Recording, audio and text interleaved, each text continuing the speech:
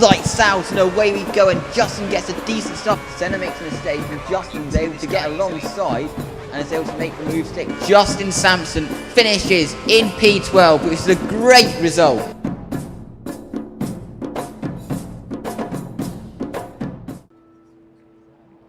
As always, Justin has now arrived in Malaysia for round 3 of the 2010 Formula 1 World Championship.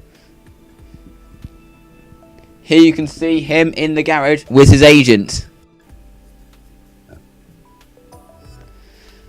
But now he's off to the garage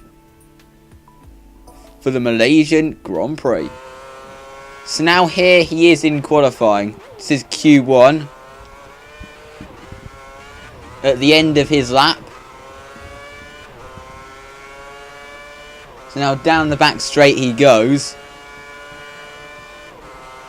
Heading into the final corner. He missed the apex slightly. But he's going to do a 1:39.0, which is a decent lap time. As you can see, this is now the end of Q1. He's currently 13th fastest. And he makes a mistake at the final corner. But so this lap's not going to be a personal best.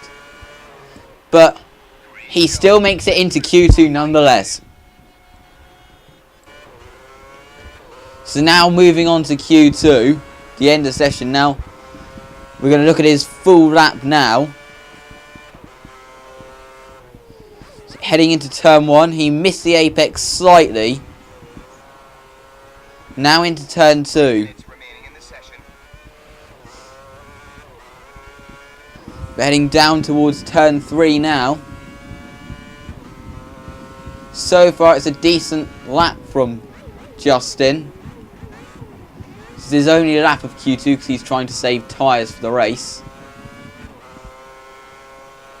As he takes turn 6 full throttle. But he goes a little bit wide going into turn 7. Which obviously cost him time. So now heading into turn 10. As you can see, there is some traffic ahead. Which Justin at this point is probably praying that he's not going to catch. Praying that this dose of traffic ahead is on a flying lap rather than a warm-up lap, because otherwise he could be held up.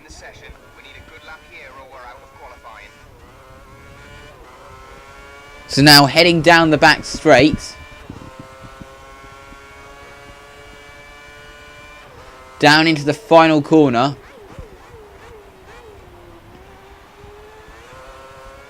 And across the line he goes. And it is enough to put him 11th fastest. Which is his best qualifying performance ever. If he hadn't made that mistake at turn 7, he could have got into Q3.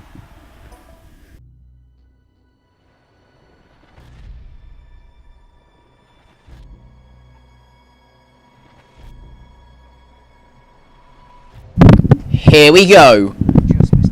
Round 3 of the 2010 Formula 1 World Championship is about to get underway. As we have the lights in Malaysia. We're underway. It's a decent launch from Justin. But again, he just bogs down as soon as he hits the higher gears. Obviously, it's just a problem with the Virgin car in terms of straight line speed. As you can see, he's already down to 18th as they head into the first corner. Everybody's jostling for position going into turn 2. He exits turn 2 in P17. Which is okay. But still, he dropped from 11th to 17th. But now he's going round the outside of Barrichello. And now is he able to get any more cars? He's now up into 15th place. He gets 2 cars round the outside of turn 3. Which is a very good move there from Justin Sampson. Now he's stuck behind Sebastian Buemi.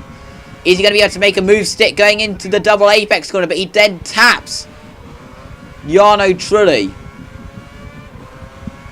but he's passed Karen Chandok, but not Sebastian Buemi yet. He's going for the outside, and has he managed to make that move stick?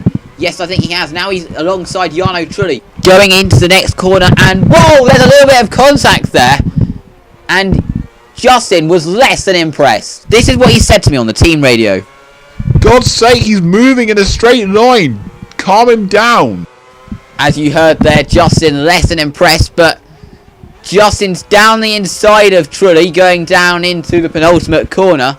So now heading down the back straight, but Trulli has quite a bit more straight line speed than the Virgin racing car. So he goes into the final corner, but Justin misses braking point, and Jarno Trulli is able to get alongside, and they're side by side as they head down the main straight, going down into turn 1. Who is going to get to the corner first? Will it be Jarno or Justin? Who's going to be later on the brakes? Justin is, but he goes a little bit too deep going into turn 1. Now going into turn 2. Is he going to be able to go down the inside? He doesn't get the exit he needs, and Jarno is able to stay ahead. But heading down into turn 3, Jarno brakes very early, but Justin's unable to make the move stick. Now heading into turn 6, as many people call it. Turn 7, going down the inside into turn 7. He's going to be able to have a look going into double apex corner. There's a bit of contact. But now heading down into turn 11, I think it is. Now down the outside, and Justin's able to make that move stick. This is what he had to say afterwards on the team radio. That was a good move. So Justin there doing an impression of John Eric Vernon now. So now we're on lap 3, but Justin loses it, and he taps the wall. He's lost part of his front wing, which really isn't part of the plan. And he now is going to drop right to the back of the field.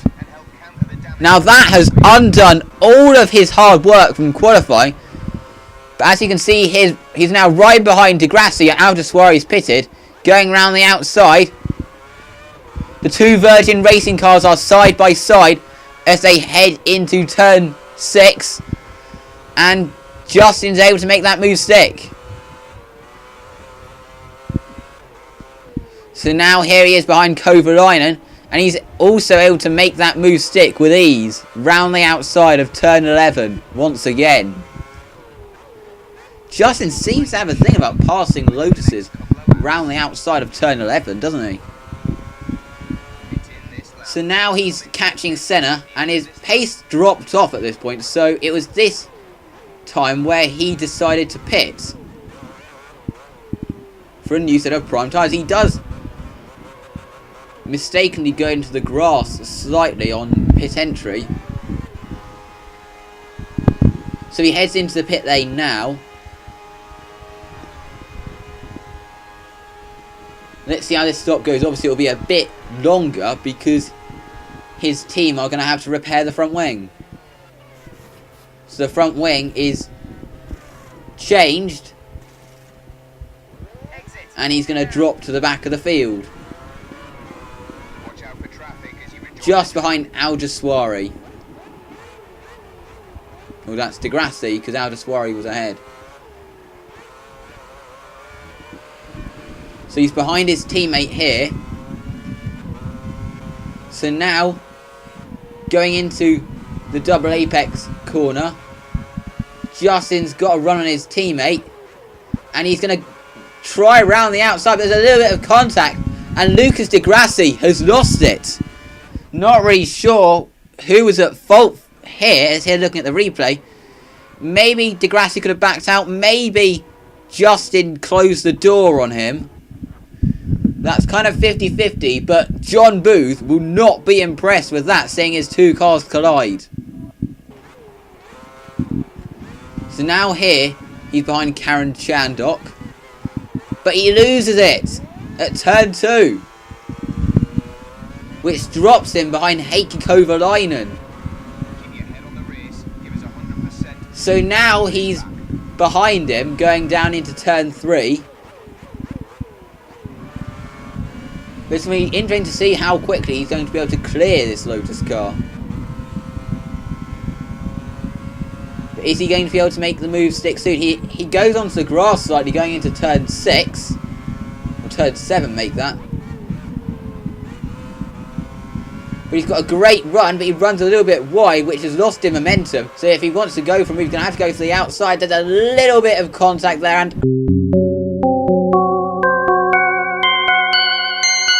You what? What on earth were the stewards thinking? He was closing the door, causing us to tap him, and he gets a penalty. Justin then took to the team radio to complain. What the absolute bull? What have the stewards been drinking today? He blatantly closed the door. I want to punch the lead steward after the race. Okay, Justin, take the penalty this lap. Take the penalty this lap and let it go. Justin did as I said. But he still hadn't finished complaining. He blatantly closed the door on me. Once I want to race without penalties. Stupid. I'm gonna honestly confront the lead steward after the... Okay, Justin, settle down, calm down. There's nothing you can do about it now. So now you've seen how much of a character Justin is. He may be a playboy, but he has quite a sharp temper, as you probably just noticed there. For the remainder of the race, he was really distracted by the penalty. He just couldn't let it go, which really affected his concentration. First, with the first of 2 mistakes, he first half spins it there, and he almost takes out De La Rosa, but De La Rosa is able to make the move stick, and that wasn't it all, basically, because he has a look around the outside, as you can see here, but then De La Rosa is going to disappear off into the distance, and now at the same corner he makes a similar mistake, accelerates too hard, and then spins it. Actually does spin it this time, and lets both Shandok and Kovalainen through, which really is not what he wanted to do. So now into the final corner he goes, finishing in last out of the finishers. As he crossed the line, he still was clearly furious about that penalty. I finished in last. What a surprise. All stewards and their penalties. So as you can see, he finished the race in last position out of all the finishers. De Grassi got disqualified in the end, which, don't know what the reason for that was. He kind of got disqualified for the collision with Justin, but it's Nico Rosberg who wins. Justin currently is at 18th in the standings. Virgin's still the highest out of the teams who have not scored points. But events from this race did not finish there. Justin was still furious.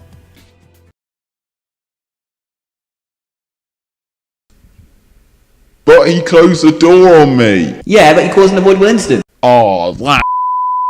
Just shut up before I punch you in the face. Yeah, but you still... Breaking news. Virgin racing driver Justin Sampson has been fined £300,000 for allegedly punching the lead steward after a dispute over a penalty, after contact with Lotus driver Heikki Kovalainen on lap 11 of Sunday's Malaysian Grand Prix. The steward concerned, named as 49-year-old Mark Johnson from London, claims that Justin lost his temper, threatened to punch him in the face, and in the end did so, leaving Mark with a black eye. Many believe he was lucky not to receive a much bigger punishment than he got.